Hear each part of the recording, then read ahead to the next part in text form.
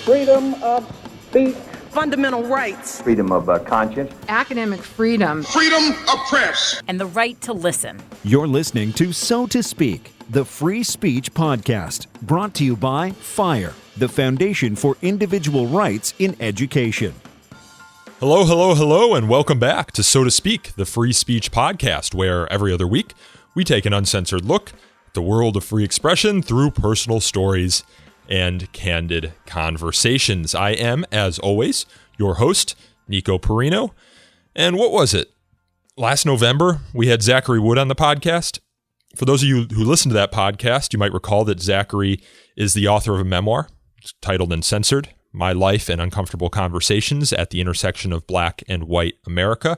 You might also recall that Zachary was a student at Williams College, where he kind of made a name for himself as an advocate for free speech and talking across lines of difference. He was the president of Uncomfortable Learning, which sought to bring controversial, sometimes provocative speakers to campus. And he and his group actually made national headlines when the president of the university unilaterally disinvited one of the speakers that they sought to bring to campus. And for that invitation, Zachary had faced a lot of criticism on campus, some off campus, but mostly on campus, and faced some social ostracization.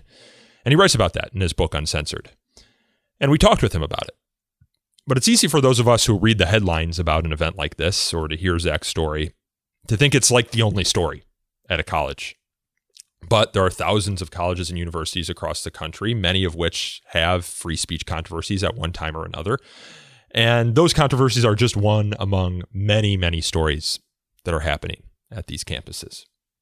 But it's hard for us in free speech world to notice that, because we're only looking at the headlines surrounding free speech. So we need to keep the perspective there. But I actually went to Williams College in April, and I was invited by a campus group to sit on a panel to discuss free speech on campus, because at Williams College, these conversations really are taking over campus. When I was there, and I talk about it later in this episode, I overheard many students having conversations about free speech or political correctness. And a lot of the conversations that are happening at Williams right now are spawned from yet another controversy that happened in the fall of last year, when a group of professors concerned about the climate for free speech, academic freedom, and open debate at Williams, this group of professors tried to get the Chicago Statement adopted. Now, I've talked about the Chicago Statement on this podcast before.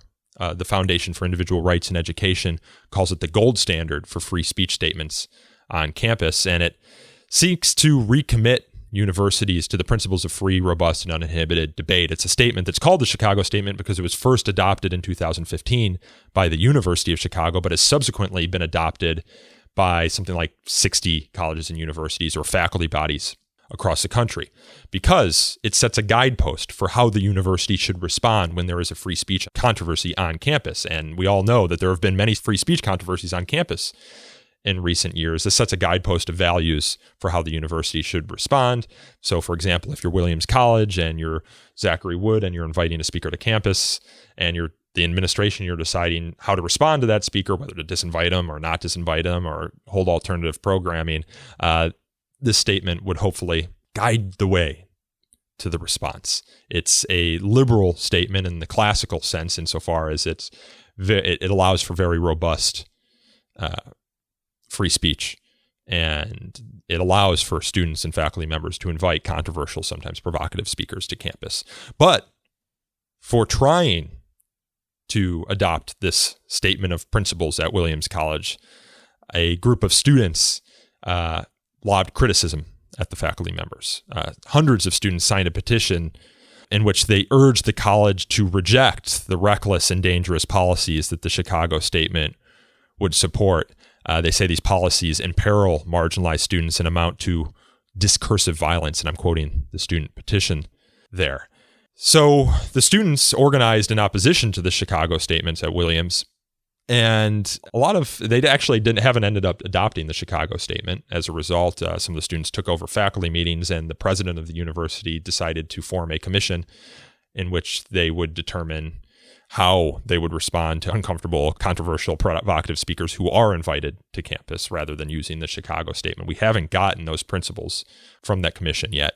But like I said, it's overtaken the debate and discussion at the college, and there perhaps has been no more vocal supporter of the Chicago statement than Professor Luana Maroja, who's an evolutionary biologist at the school. And she really takes on, head on, the arguments that the students are making against the principals, primarily the argument that allowing for controversial or provocative speakers to appear on campus, rejecting the idea that this is discursive violence. She wrote an op-ed in the Williams Record on May 1st, in which it's titled, "Refuting Claims of Institutional Violence, Analyzing Evidence of Racism" at the college. She argues that in the end, one can only find evidence of violence when the meaning of the word violence is changed. Violence is now taken to characterize words or acts that might offend someone, even if unintentionally. But she asks, whose offense counts? She goes on to say that this claim that words are violence is another form of intimidation. Change the meaning of words to stifle speech you don't like, she says. But she goes on to say American courts have ruled that offensive words or actions, so long as they don't inspire imminent harm, are not violations of the First Amendment's free speech. And as my aside here, the First Amendment doesn't apply at a college like Williams, but the First Amendment, in a sense, is a set of values, a set of guiding principles for a liberal society like the United States. And we at FIRE believe that First Amendment standards should guide on college and university campuses, that should be the marketplace of ideas. But anyway, she continues in her op-ed. She said there's a huge difference between offending someone's sentiments and punching them in the face. You can control how you react to speech, but you can't will your face to not be hurt. We've talked on this podcast myriad times about the distinction between words and violence. What separates a civilized society from an uncivilized society is that we allow for people to settle their differences using words, but punish those who try and settle those differences using violence or coercion. But there's been an increasing illiberal trend on and off campus in which the conflation of words and violence is being made. I think it was Sigmund Freud who once said that civilization began the day a man cast a word instead of a stone. We leave our weapons at the door in a liberal society. So we need to be very careful when we claim that something is violence, because we punish violence in these sorts of societies, but we allow debate and discussion and words to take its place. And we've seen from students or faculty members or members of the general public who believe that words are violence, we've seen some of these people use coercion to prevent these words from being spoken. In the college campus context, we've seen, for example, a heckler spray an unknown chemical substance at a speaker at, the University of Missouri, Kansas City. We've seen students pile chairs at Beloit College in Wisconsin to prevent a speaker from speaking, pile chairs on top of the lecture stage. We've seen a heckler use a cowbell at Portland State University to prevent a speaker from speaking. We've seen fire alarms pulled at UArts when Camille Paglia tries to give a speech. We've seen good old-fashioned stage occupations at Harvard University. So the use of coercion, often justified by claims that words are violence, to shut down speech and debate. And this is worrisome. And it's something that we actually have seen at the Foundation for Individual Rights in Education and been concerned about for many years. Those of you who follow our work closely might recall that our president and CEO, Greg Lukianoff, co-wrote an article with Jonathan Haidt, the NYU professor, in July of 2017. And that article was entitled, "Why It's a Bad Idea to Tell Students Words Are Violence." The subtitle is, "A Claim Increasingly Heard on Campus Will Make Students More Anxious and More Willing to Justify Physical Harm." We've seen physical harm, of course, at the University of California, Berkeley in February of 2017. We've seen physical harm attacks at Middlebury College when Charles Murray was set to speak there and a professor was sent to the hospital for a neck injury. But Professor Luana Maroja is one of the courageous faculty members at Williams College who is outspoken against this creeping rhetoric of violence and its conflation with speech. And so we had her on the podcast. I spoke with her, May 15th? We spoke over the internet. So if this conversation sounds like it occurred over the internet, that's because it actually did. And I tried to talk with her, get a sense for why she is so outspoken in defense of free speech. Where did that come from? We also discussed the situation, of course, at Williams and the events that are unfolding.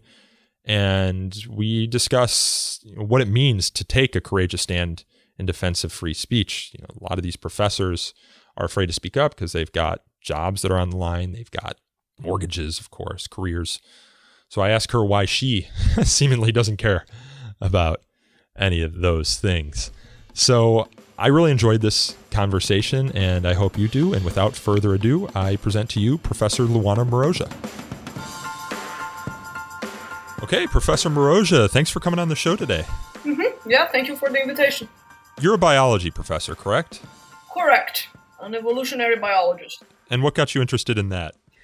Well, I always had a passion for biology.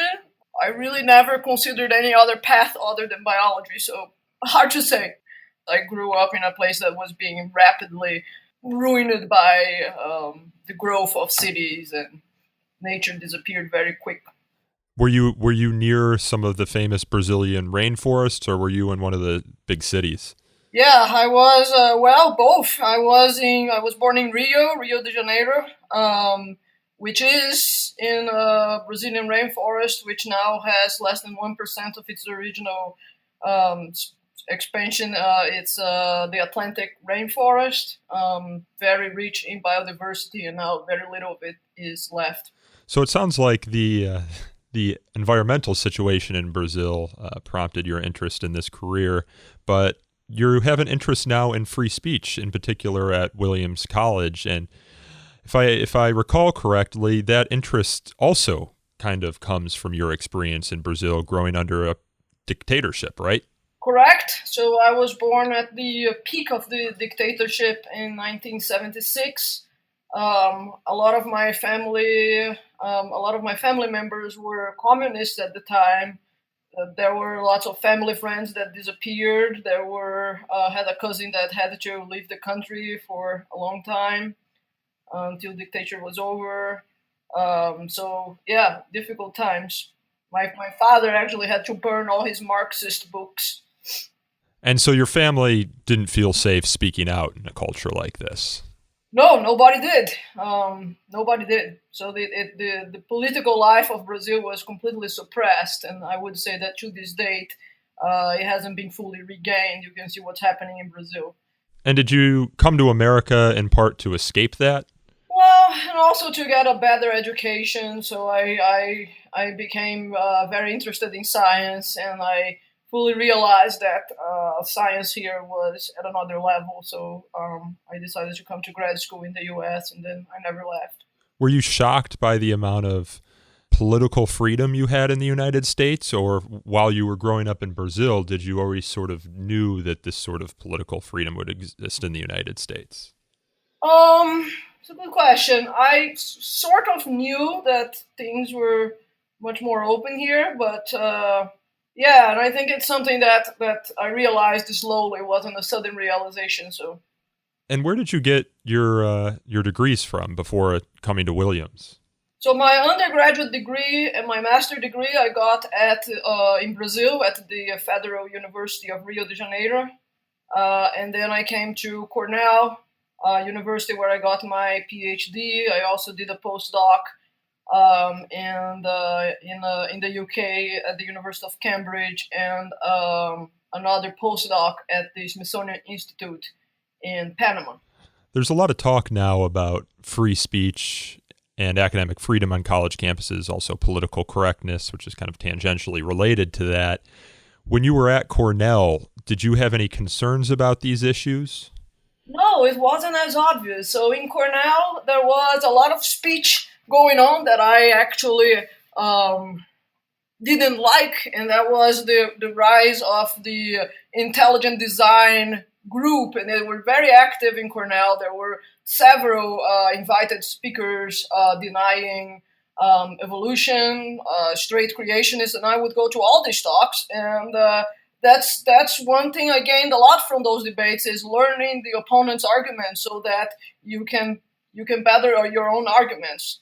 So that's one example of how a speech that I consider hateful, if you will, could actually teach me a lot of stuff. And when did you go to Williams? I came to Williams in 2010. So I visited Williams for the first time early last month and got the opportunity to meet you, of course. Mm-hmm. And I had been reading in headlines across the country about free speech controversies at Williams College, dating back to Zach Wood, who was the head of Uncomfortable Learning, a campus group at Williams for a time that sought to bring controversial speakers to campus for dialogue. And there was an incident where the president of the university, Falk, unilaterally disinvited one of his speakers and started generating headlines as a result. And then there's been a couple of more recent campus controversies, which I'd prefer you talk about because you know them better than I do. But I arrived in campus thinking that I work on campus free speech issues every day. When I get up in the morning, some of the first headlines I read are about headlines about campus free speech issues. So it's very easy for me to get spotlight syndrome and think like the most important thing happening on any campus at any one time is the free speech thing. So when I go to campuses, which I do quite regularly, I often need to take a deep breath and say, this is a campus where there's a lot of other things going on. Free speech is probably only a very minor concern of the campus and doesn't take over the dialogue and the conversation in the way that I might think it does from afar. Mm-hmm. And then I arrived at Williams, and within my first hour of walking around campus, I heard one group of people talking about free speech, and I overheard a second group of people talking about political correctness. And I'm like, this is odd. Hasn't happened to me before. And then I finally got together and met some students, and they relayed to me how this debate over free speech and what speakers can be invited to campus is kind of all-consuming at Williams. The debate over safety and whether physical safety is different from psychological safety, and bringing certain speakers to campus can actually be considered violence in some cases. And students were telling me that when they came to Williams, they weren't anticipating an environment like this. They were anticipating a liberal arts education where there's a grappling of ideas, no matter how controversial or offensive to some. And the environment now on campus is one of almost complete self-censorship if it deviates from the prevailing campus orthodoxy. And it just sounded like one of the most stultifying environments that I've ever experienced visiting the dozens, if not hundreds, of campuses that I've visited across the country over the years. So I wanted to pitch it to you, see if you can kind of tell me the story of what's happening at Williams. Is my impression of my visit there off base, or is it really that stultifying right now, that entrenched? This semester has definitely been rough. A number of us professors got concerned about this push for censorship that we started sensing among students. For me, the realization came when during a talk when Reza Slam came to campus, and he said during his talk, the talk was entitled "The Future of Free Speech," and Reza Slam said that colleges should write rules on stone on who can and cannot speak in campus, and the students stood up and applauded that. One student asked who is to decide on the rules, and Reza Islam answered that the college should decide on the rules, and again, applause, standing applause, and that was concerning for me. He ended up saying that only factual talks can happen in campus, so opinions cannot be expressed, only factual talks. And again, a standing ovation from students. So that was incredibly concerning to me. Once we walked out of that talk, a number of us professors got together and we decided that it was time that we adopted the Chicago principles of free expression in campus. We sent a petition around, and to our surprise, about half of the professors signed the petition within days, which is a great response. I mean, I haven't seen a response as great as that. We had a couple of days scheduled for discussion. The students heard about this. I don't know who told them about it. We were not voting. We were just discussing what the principles meant. And what did it mean to adopt the principles? As you know, many institutions have now adopted it. So I heard from College Council that the students were planning on breaking into our meeting. I emailed the students. I explained we were not voting, but they still came. They had signs saying free speech harms, and they disrupted the meeting throughout. They were saying we wanted to kill them with hate speech. I explained that Nobody had an intention of inviting Derbyshire, is what they thought. They thought we wanted to invite Derbyshire back. I explained that this is not the intention, that this is not why we need it. And that was it. We then had a second meeting that went well. President Maud Mandel then created a committee to come up with rules for free speech at the college. This committee has not reported yet, but they are working into it, and I'm hoping that the results will be good, so keep my hopes high. And then that was it for the fall. And then in the early spring, 2 professors did not come for their teaching. One warned in advance, went on a medical leave. The other one quit the day that classes were starting. And that second one said that she was quitting because of violent racist practices at the college. She just sent an email to students, did not show up to class.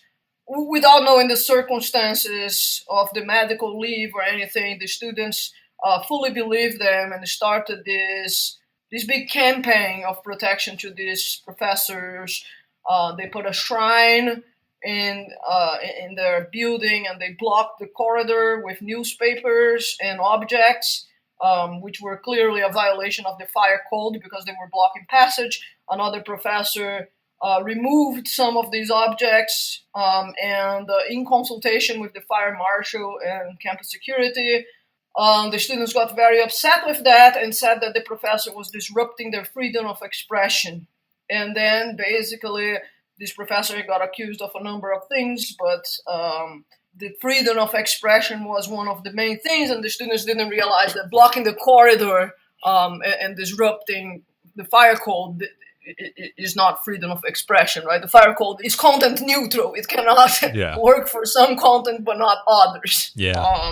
So the argument from the one professor who took leave or quit, that they needed to leave because of the college's violent practices, is something that you wrote in a recent article, deserves investigation. I mean, to the extent that violence is happening anywhere, this is something that we would presumably want to be very concerned about. That's right. Yeah, so if these claims have a basis, we all need to know what's going on so we can remediate and we can fix it, because these are very serious accusations. I frankly have not seen violence in campus, much less racist violent practices, institutionalized. So that is, I think that the college is immensely supportive to the professors of color, the students of color, to diversity. We have a very large number of diverse students and professors in campus. It has been a top priority to hire diverse professors. There is no evidence whatsoever, despite what this group has been claiming, there is no evidence that professors of color leave the college more often than white professors. In fact, if anything, there is no significant difference between the two groups. And if anything, professors of color are retained at a slightly higher rate. So I don't see evidence. There were several meetings scheduled after this event to discuss the climate at the college for professors of color and other groups. In one of these meetings, I asked, we need to know what is the violence that is happening in campus. And I was told by another professor that even asking what is the violence is a violent act. So basically you cannot discuss anything, you just have to take everything at face value, and of course there are problems with that. Serious claims need serious evidence, right? Yeah, it almost becomes unfalsifiable at that point to claim something as violence, but then to refuse to allow people to examine those claims and to argue that the mere examination of those claims is itself violence is a perfect rhetorical fortress that you're building for yourself against any evidence to the contrary. And it shuts down dialogue and debate and rhetoric. And in this case, to the extent that you do get any information about what actually is violence, it isn't the sort of violence that the standard American or non-American would consider violent. It's misplaced remark here or there. It's an experience at a car mechanic off campus. But it's not like anyone is throwing fisticuffs or anything of that nature. How is this rhetoric surrounding what is or isn't violence manifesting itself in the classroom and outside the classroom. Do you feel as though Williams is a place where you can have debate and discussion now, or is it so overcome by these accusations of violence that people are afraid to merely speak their mind? I think people are very afraid. I mean, I think professors in particular and many students, I have had since I wrote the op-eds, I have had a number of students that came to me. I have had secret meetings with groups of students that do not want to be identified. So I think that there is definitely a fear of even questioning or even asking questions about what exactly is the experience. I mean, there were several op-eds and the editorial front page things in the student newspaper saying that the violence is cold violence, so it's microaggressions. It's as you mentioned, a lot of the events that I was given as an example of the institutionalized violence in the college actually took place in other cities, as you pointed out, in the neighboring cities. And it involves things like asking about address or asking where you're from when they detect your accent. And definitely those things are very common. I experienced them several times, and and occasionally you do get a comment from a student, anonymous comment in the student evaluation forms, that is hurtful. Like, well, you can't talk in English. Why don't you ask your senior colleagues to write exams for you? That's one of the things I got. But I don't blame the college for that. To say that the college is responsible for the misbehavior of a few students is I can't say those things, and I have not encountered professors that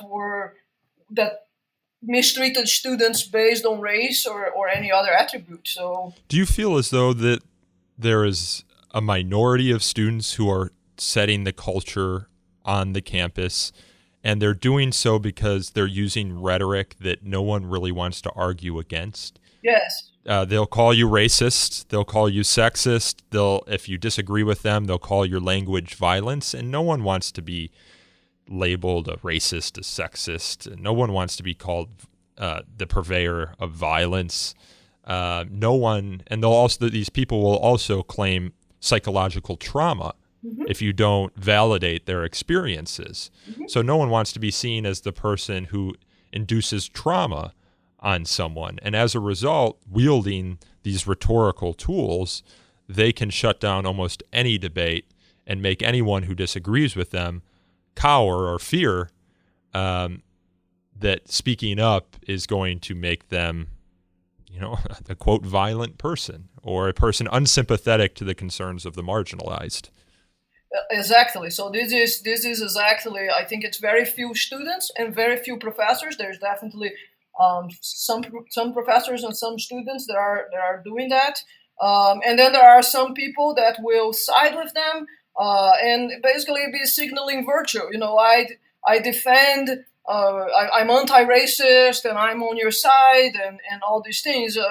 And then there is a number of people that are very afraid of questioning anything because, as you mentioned, nobody wants to be called a racist. This is a serious accusation.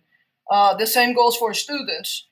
And I know from hearing from a lot of students that the strategy that this relatively small group of students are using is going to Facebook and saying things, if you are against racism, sign this petition. So that's how that petition that they initially wrote against free speech got 300 signatures or something.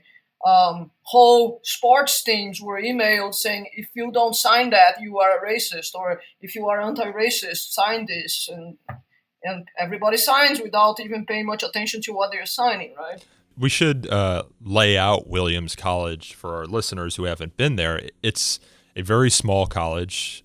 I'm in Washington, D.C. In order to visit it, I had to fly to Albany, New York, and then rent a car and drive about an hour through the mountains or the foothills of the mountains to get to Williams College, which is in a very small community of Williamstown.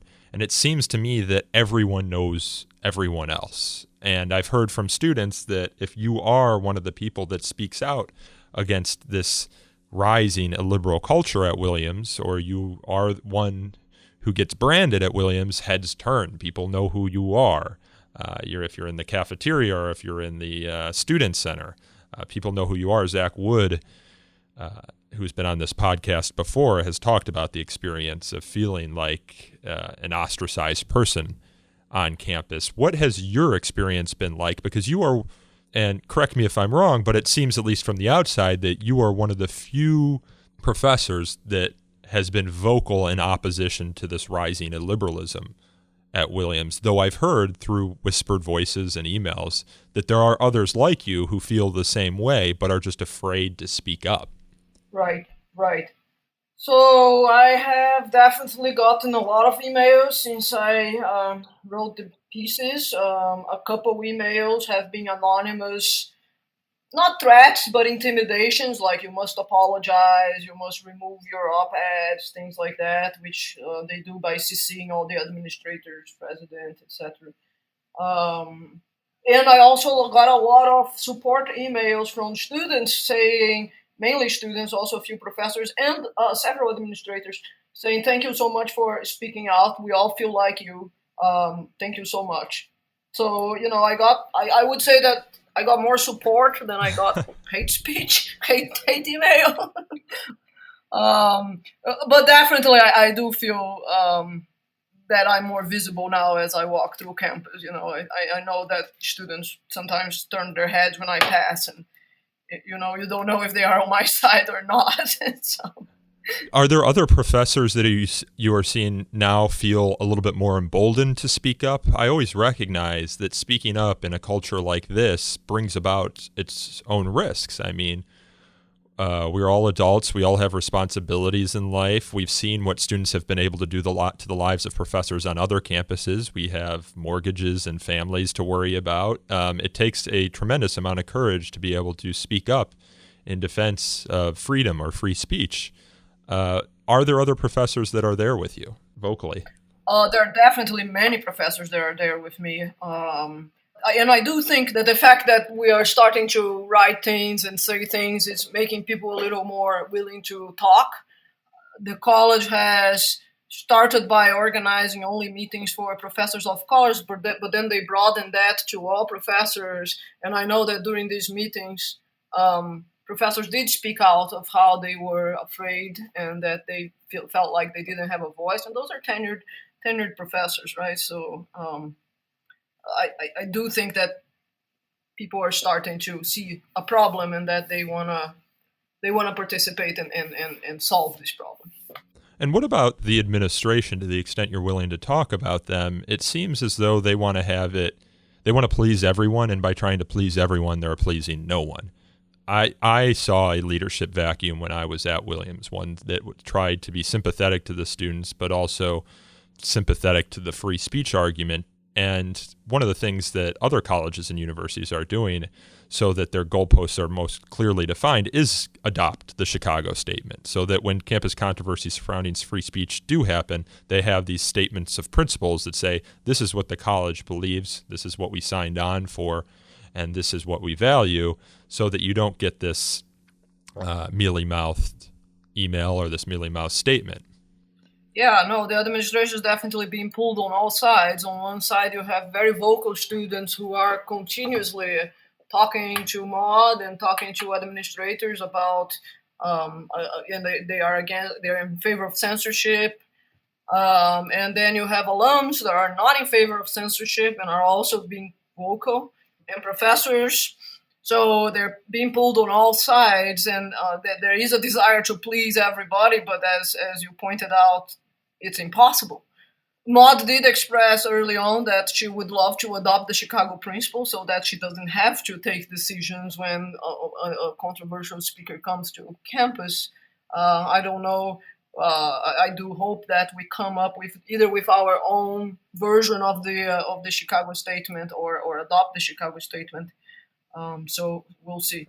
There's another controversy happening right now. So we've already talked about the uncomfortable learning controversy surrounding Zach Wood and the group's decision to invite John Derbyshire, who has been called a racist.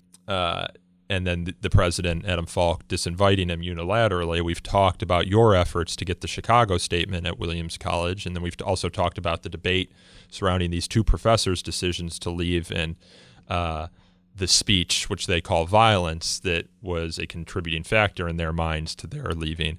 But right now, you can read in the headlines about the student government's decision to not recognize a student group, a pro-Israel student group. I believe it's called the Williams Initiative for Israel, based more or less on the student government's dislike of Israel and pro-Israel advocacy. Yep. The administration, it appears, has stepped in to allow for them to still have access to certain campus resources, though it's unclear if they'll have access to student fees.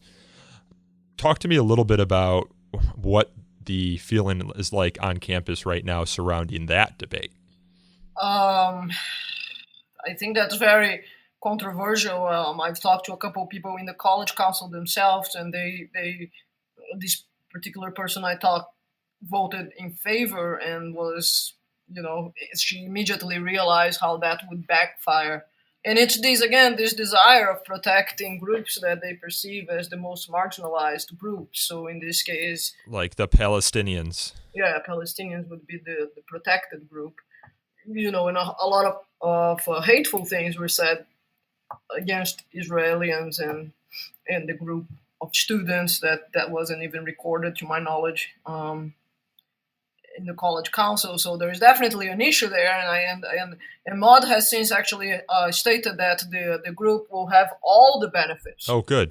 So the statement ratified and saying that the group will have all of the benefits. So that was very good. I do not know if Maud has the power of asking college council to revote on the issue or not. I don't think that has been done, but perhaps because the college council is an independent organization from the administration. So, yeah, we'll see how that goes. We're coming to the end of the semester, I'm presuming, if you're on semester systems. When do students generally go home for the summer? This Sunday is the last exams are either Sunday or Monday. So soon. They're starting to leave now. And is there a hope that with the summer will come sort of a reset, tensions will die down, and that next semester perhaps will be better? What do you think the future holds? There is definitely a big hope for that. I think all the professors are hoping for a calm summer, and hopefully that things don't get quite reset in the fall. A lot of the students that are very vocal are actually graduating and leaving campus. Of course, there are many who remain here, so we'll see what waits for us. And as far as the rewriting of the speaker's policy that the president set up that committee to draft, any word on when that new policy will go into effect and whether it'll be speech protective or not? We haven't heard back yet. It should be by now, like sometime in May, that they're going to report back. Their charge was limited, so I'm not sure that they will come up with a full rule or a new some version of the Chicago statement. I don't think so. I think they will come up with recommendations of what would be best for the college to do. Gotcha. All right. Well, any parting thoughts here, Professor Maroja, on what you've been seeing or what you hope to see moving forward? Well, I hope to see reason winning this and more free speech and more ability for us to discuss topics without being afraid of speaking out. So we'll hope for it. All right. Well, very good. It was very nice meeting you when I was at Williams in April, and thank you so much for taking the time to speak with me today. Yeah, thank you so much. That was Williams College professor Luana Maroja. To learn more about her work, her writing about free speech, and the situation at Williams, you can check out the show notes in the description to this podcast, where I have some links to more information about some of the things that we discussed today. This podcast is hosted, produced, and recorded by me, Nico Perino, and edited by my colleague Aaron Reese. You can learn more about So to Speak by following us on Twitter at twitter.com/freespeechtalk or liking us on Facebook at facebook.com/so to speak podcast. You can also email us feedback. We'd like to hear feedback. Email address is so2speak@thefire.org. And we also like reviews. If you liked this episode, please consider leaving us a review on Apple Podcasts, Google Play, or wherever you get your podcasts. As I tell you often, reviews help us attract new listeners to this show. And until next time, I'll be out on vacation, but I should be back in 2 weeks with the next show. Thanks for listening.